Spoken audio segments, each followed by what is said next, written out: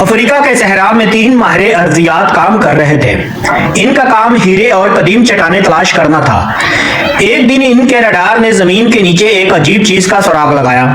وہاں زیر زمین کچھ ایسا موجود تھا جو کسی آتش فشانی راستے جیسا دکھائی دے رہا تھا۔ وہ بہت حیران ہوئے، اس لیے فوراً اس جگہ کی طرف روانہ ہو گئے۔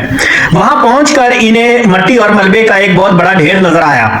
انہیں لگا کہ شاید اس کے اندر کوئی قیمتی خزانہ موجود ہے، چنانچہ انہوں نے اسے توڑ کر کھولنا شروع کر دیا۔ لیکن اندر سے ہیرے تو نہیں ملے، بلکہ ایک انتہائی عجیب اور خوفناک چیز باہر نکل آئی جس نے تینوں ماہر ارضیات کو ہلاک کر دیا۔ یعنی اصل کہانی شروع ہونے سے پہلے ہی صحرا اپنے 3 شکار کر چکا تھا۔ اب منظر بدلتا ہے، یعنی جیک نامی ایک شخص نظر آتا ہے۔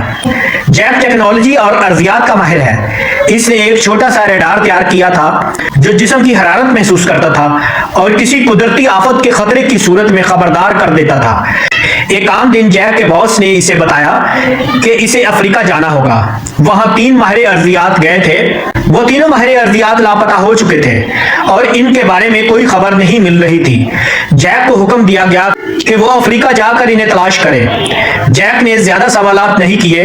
اگلی صبح اس نے تیاری کی، اپنا ریڈار بیگ میں رکھا اور ایک طویل سفر کے لیے روانہ ہو گیا۔ کافی لمبے سفر کے بعد وہ افریقہ کے صحرا میں پہنچ گیا۔ وہاں کیرول نامی ایک شخص نے اس کا استقبال کیا اور اسے کیمپ تک لے گیا۔ کیمپ پہنچ کر جیک کی ملاقات وہاں موجود تمام لوگوں سے ہوئی۔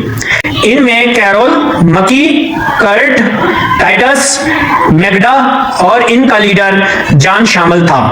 ڈان نے صاحب بتا دیا کہ وہ اس مشن پر ان کے ساتھ نہیں جائے گا کیونکہ کیمپ کی ذمہ داری اس کی تھی۔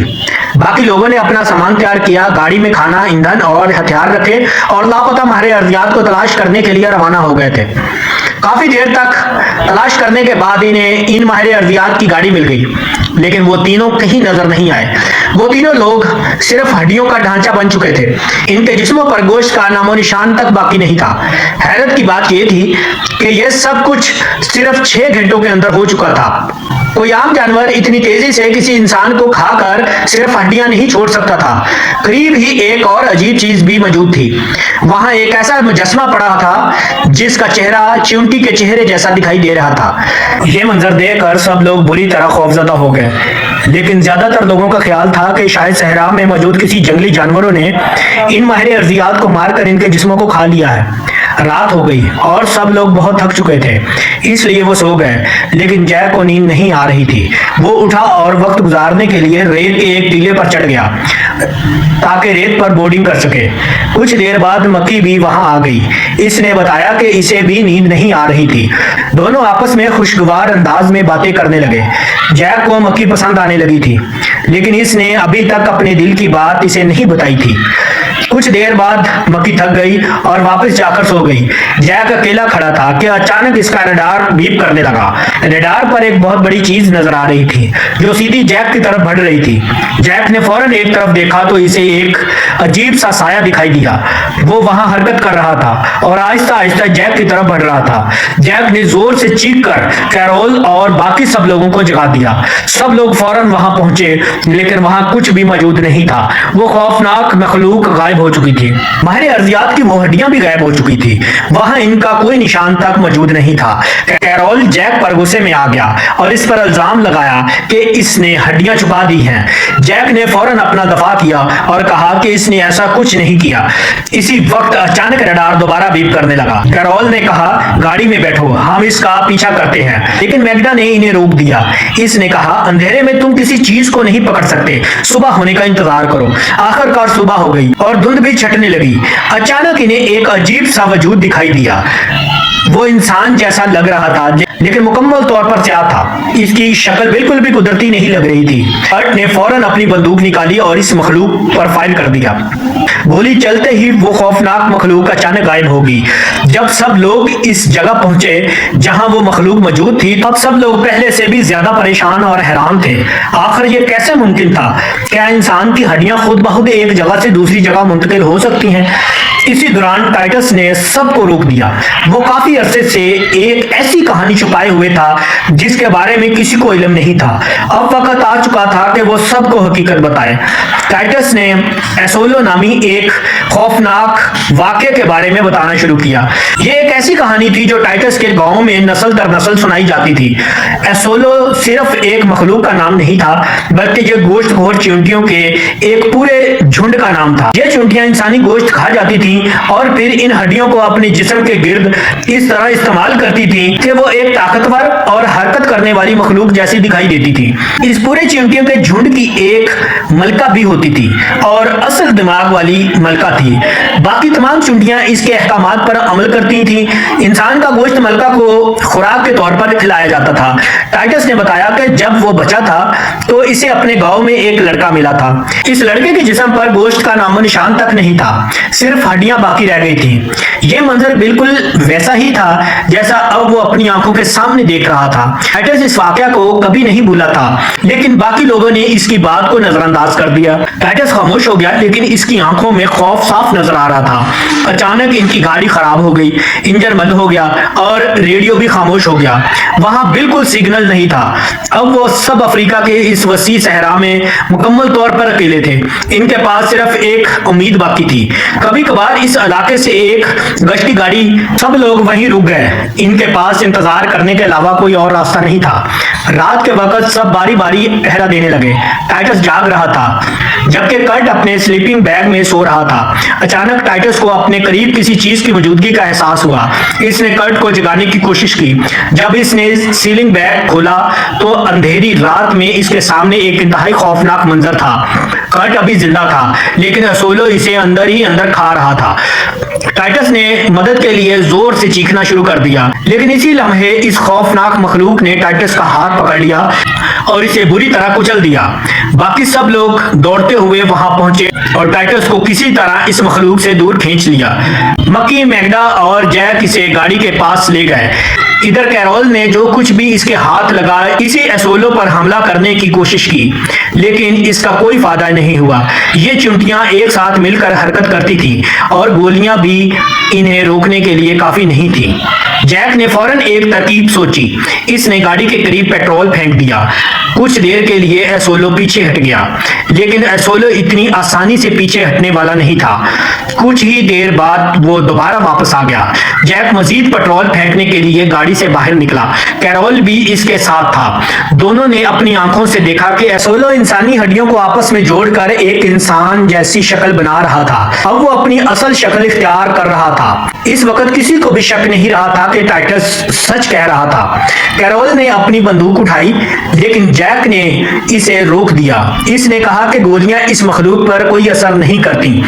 इन्हें इसे खत्म करने के लिए कोई दूसरा रास्ता इख्तियार करना होगा। एसोलो दोबारा सहरा में कहीं छिप गया, लेकिन वो हमेशा के लिए गायब नहीं हुआ था। दूसरी तरफ टाइटस की हालत तेजी से खराब हो रही थी। वो बहुत मुश्किल चल पा रहा था। उन्होंने फैसला किया कि मैगडा टाइटस के साथ गाड़ी में रहेगी, जबकि कैरोल, जैक और मक्की पैदल कैंप की तरफ जाएंगे।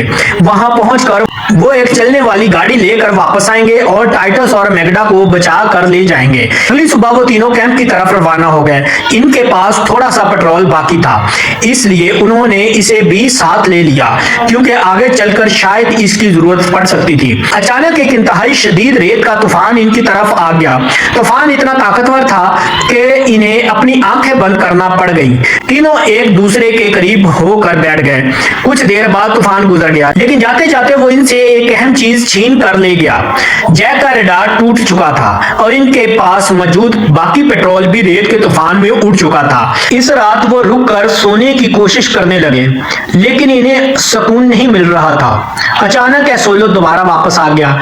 इस बार इसका चेहरा मैगडा जैसा दिखाई दे रहा था। अब सब कुछ वाज़ेह हो गया था। एसोलो गाड़ी के पास मौजूद मैगडा और टाइटस तक पहुंच चुका था।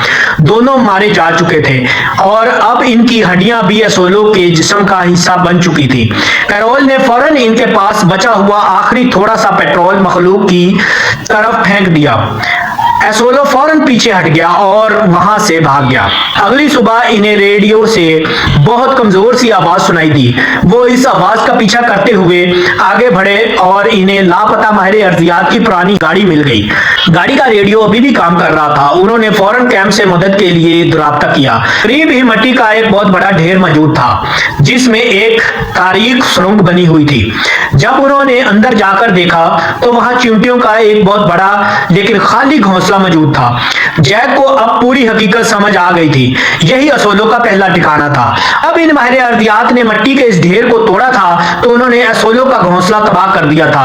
अब एसोलो इसी का बदला ले रहा था और अपने पूरे झुंड के लिए एक नया ठिकाना तलाश कर रहा था। इसी वक्त कैंप से जॉन वहां पहुंच गया। इसने इन्हें देखा तो गुस्से से चीख कर कहा, तुमने अपने साथियों को मार डाला। इसने सबके हाथ गाड़ी के साथ बांध दिए और इन्हें कैंप की तरफ ले जाने लगा। रास्ते में कैरोल को एक मौका मिल गया। इसने जॉन पर हमला करके इसे बेहोश कर दिया। फिर कैरोल ने सबके हाथ खोल दिए और इसके बजाय जॉन को बांध दिया।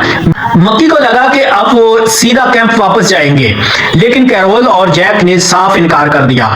उन्होंने कहा कि पहले अपने एसोलो के नए घोंसले को तबाह करना होगा, वरना मजीद लोग मारे जाएंगे।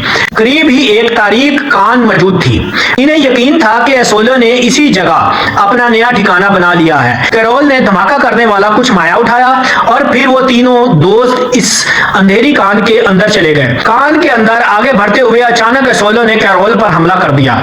इस हमले से कैरोल की टांग बुरी तरह टूट गई। जैक ने इस खौफनाक मखलूक की तवज्जो अपनी तरफ कर ली, जिसके नतीजे में एसोलो एक गहरे गड्ढे में जा गिरा।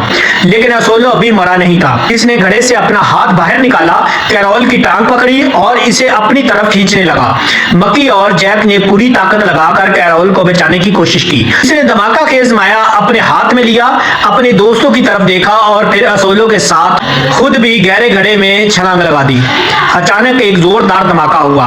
कैरोल जॉन से हाथ धो बैठा, लेकिन इसकी कुर्बानी की वजह से जैक और मक्की महफूज रहे।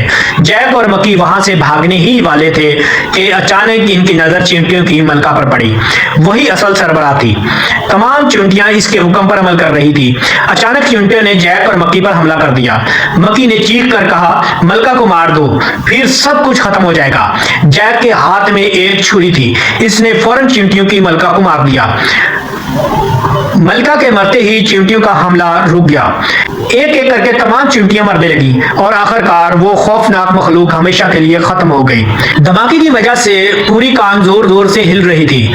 ऊपर से चट्टानें गिरने लगी थी। जैक और मक्की ने फौरन वहां से भागकर बाहर निकलने की कोशिश की। बाहर आकर इन्हें जॉन की लाश मिली। एसोलो ने इसे भी नहीं बख्शा था। इस खौफनाक रात के बाद सिर्फ दो लोग जिंदा बचे थे, जैक और मक्की। आखिरी मंजर में दोनों एक टैक्सी का इंतजार कर रहे थे। जैक ने फैसला किया कि वो इसी सहरा के कैंप में रहकर काम करेगा, लेकिन मक्की का इरादा मुख्तलिफ था। वो इस जगह को छोड़कर किसी नई जगह जाना चाहती थी, जहां वो अपनी जिंदगी नए सिरे से शुरू कर सके। जाने से पहले दोनों ने एक दूसरे को देखा और बोसा लिया। उन्होंने कुछ नहीं कहा क्योंकि इस वक्त अल्फाज की जरूरत नहीं थी। आखिरकार टैक्सी आ गई और मक्की वहां से चली गई। जैक वहीं खड़ा सहरा की तरफ देखता रहा। आखिरकार इस खौफनाक वाक़े का इख्तिताम हो चुका था। अब वहां खौफ नहीं, सिर्फ जिंदगी बाकी थी। अगर आपको ये वीडियो पसंद आई है तो आप इसे लाइक, शेयर और सब्सक्राइब करें।